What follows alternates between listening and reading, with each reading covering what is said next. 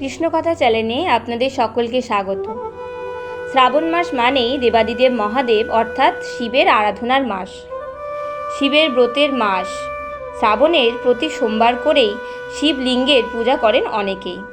ফুল, বেলপাতা, গঙ্গাজল ইত্যাদি নানাবিধ দ্রব্য অর্পণ করে সংসার ও স্বামীর মঙ্গল কামনা করেন।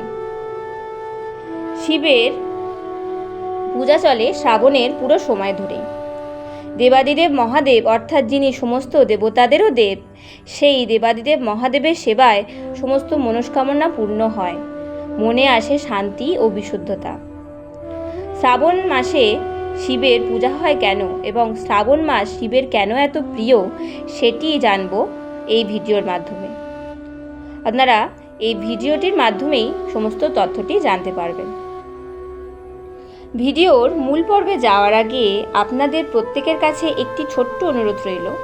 ভিডিওটি ভালো লাগলে অবশ্যই লাইক ও শেয়ার করবেন এবং এ ধরনের ভিডিও পেতে চ্যানেলটিকে সাবস্ক্রাইব করে বেল আইকনটি প্রেস করুন।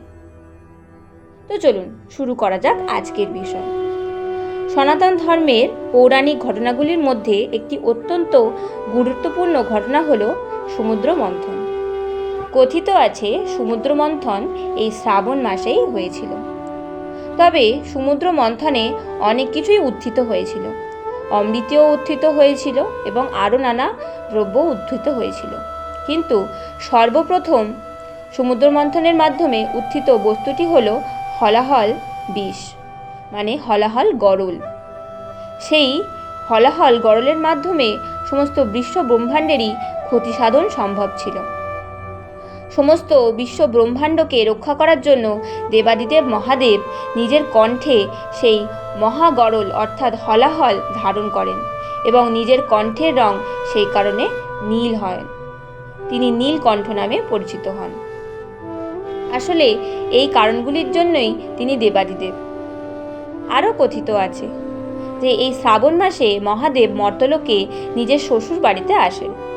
সেখানে তাকে সন্তুষ্ট করার জন্য অত্যন্ত আপ্যায়ন করা হয়।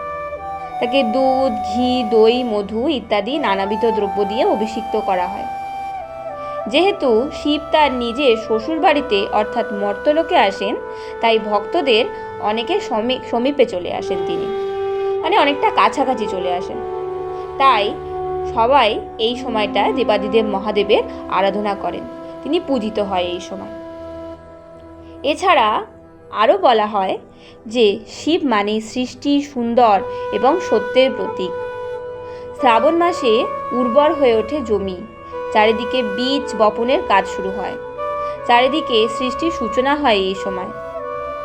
আর শিব সৃষ্টির প্রতীক, তাই এই সময় তার আরাধনা এবং পূজা অর্চনা করা হয়। আজকের ভিডিও এই পর্যন্তই, এবং আমাদের ভিডিও ভালো লাগলে চ্যানেলটিকে অবশ্যই সাবস্ক্রাইব করুন এবং লাইক, শেয়ার ও কমেন্টের মাধ্যমে জানান আপনাদের কেমন লাগছে।